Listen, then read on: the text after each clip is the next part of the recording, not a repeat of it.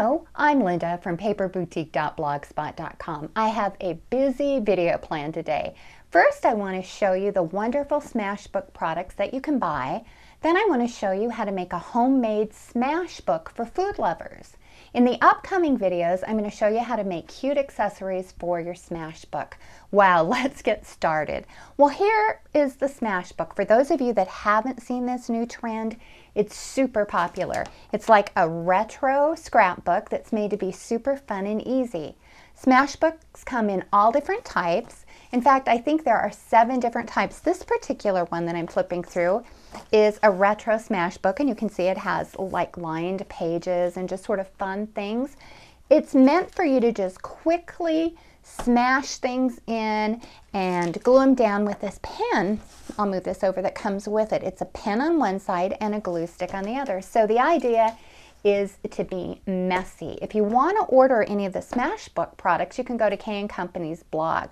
The fun thing about Smashbook is it comes with accessories.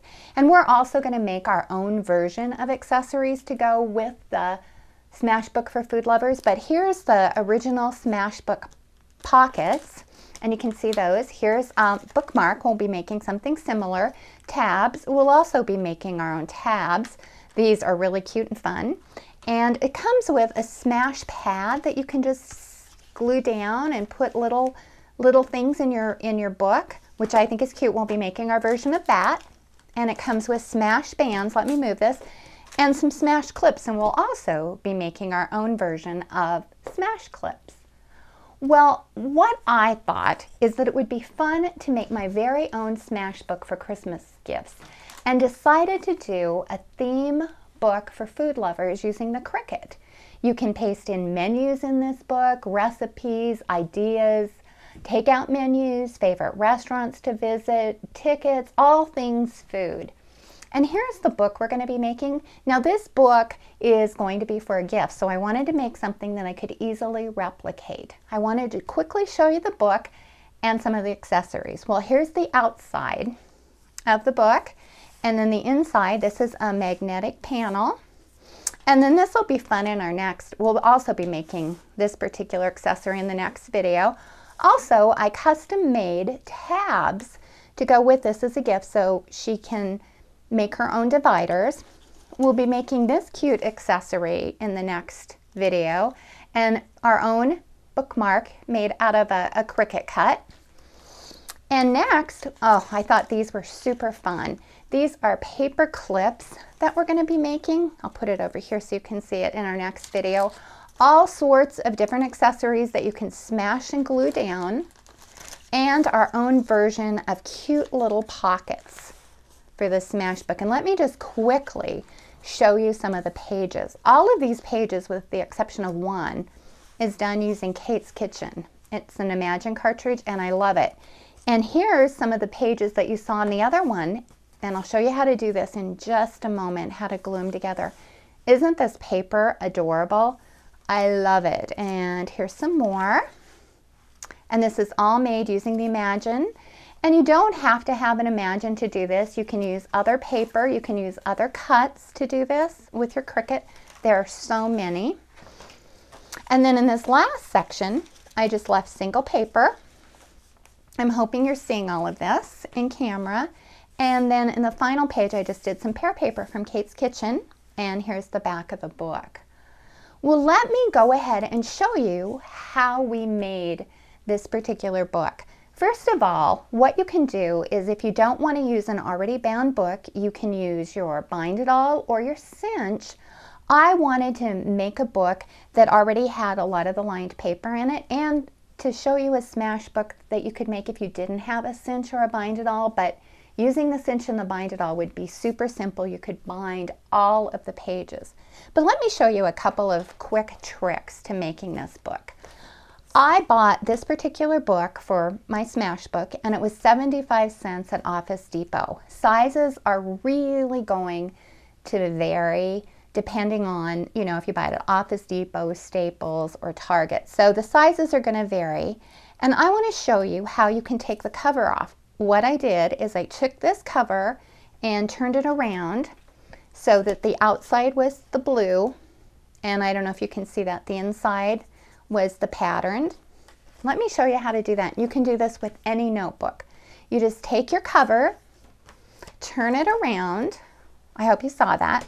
Until you lay it flat, until you see this opening here, and you just pull them apart. They're really easy. I'm not going to take your time to actually do it. You pull it apart, take your cover out, turn it around, put it back on, and then just tighten it. And I've done that with any type of notebook, and it's 75 cents. It's going to be really inexpensive for me to go ahead and make Christmas presents out of it. Well, let me tell you how I made the cover. And keep in mind, all of these sizes are going to be super relative based on the size of the book, but I'll give you my measurements. This outside paper here, as is all of the paper, easy for me to say, from Kate's Kitchen. This particular piece is cut at 6 1/4 by 8 1/4. And like I said, if you had to bind it all, you could just go ahead and make it full page. And the paper is from Kate's Kitchen, one of my all-time favorite Imagine cartridges. Then to get this outside, I cut the icon, and I'll show you also. The icon is on page, I believe it's page 29, and it's right here. And I cut this at 11 1/2 inches, and I'll move that, and then I just trimmed it. I trimmed it to fit, and this particular measurement is 6 by 8 inches. And it was super easy to do. Then the little cupcake is from, I think that's from page 19, let me see. And I separated the layers, and I just used this particular cupcake. And I wanted a font to match the Kate's Kitchen look, and so I found one, and I cut the book at 1.7 inches from the Country Life cartridge, and you can see the bee. I thought it was just a really cute look. Well, that was super easy to do the cover. And let me show you how I did the inside page. And I made this, I'll move this so you can see, magnetic. What I did is, this is a magnetic piece of paper with an adhesive back, and I just put that right on the outside, and then I covered it. This is the only piece of paper in here that isn't from Kate's Kitchen, and it's from Imagine More, and it's cut at 6 1/2 by 8 3/4. And we'll talk about doing this accessory and the rest of them a little later on. But I want to show you a few of the pages again. And once again, this is from Kate's Kitchen. And what I did is I taped like 4 to 6 pages of the paper, the note paper, together. And I found after I went through and did that, and even when I wanted some blank, I taped 4. I taped 6. I liked it more when I did like 4 pages taped together. And I'll show you how we did that. But it's just super cute and easy. And once again, if you had to bind it all, you could just cut your paper and you wouldn't see any of the white. But this became kind of fun because I could have extra pages. And let me show you one other thing before I show you how to attach the pages.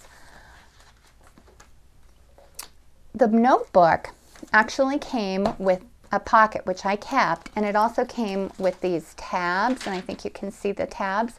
What you can do is just go ahead and cut that off and leave a divider, or what I did for one of them is I just went along and just took my scissors and cut and just disposed of this. Don't pull it like this because it will bend these out of shape because it's so thick. And then here's one where I just left the divider in, and the reason I left it in is because everything after this particular page, I left single-sided sheets so people could write notes, to-do lists, etc. And then the back I covered with a piece of paper from Imagine More, and this is made with love, and this is also from Kate's Kitchen, and it's cut at 2.3 inches. Well, let me show you a quick and easy way to attach the pages. And like I said, in retrospect, I probably would do 4 of them. You can do it a couple of ways that I found. I've already attached these 2. Just take your snail tape and just put actually 3, one at the top, one in the middle, and one at the bottom, and then just let that naturally come over, and it will stay together. The other way to do it, especially if you're going to cover both sides, is to take just a little piece of acid-free adhesive tape, or, you know, transparent tape, and I think I've got 3 there. I hope I'm in frame, and just put a little piece on the top, in the middle, and the bottom. So you've got this absolutely just cute pages in your book. And I think it's super cute. Let me grab one more thing. If you wanted to bind your own book and wanted to have the pages like in the original Smash book, you can use the Imagine More cartridge on page 36, and it already has like some lined paper you could print. So this is super, super simple. I mean, and you can do it for any occasion at all. And in the next, I think it's going to be the next probably 2 videos, we're going to concentrate on making some of these absolutely cute accessories that you can use with this particular Smash book, or you can make them in any style that you want. Well, I would like to thank you for watching, and please stay tuned for part 2 and probably part 3 of this video. And please visit my blog at www.paperboutique.blogspot.com for more projects and ideas. Bye-bye.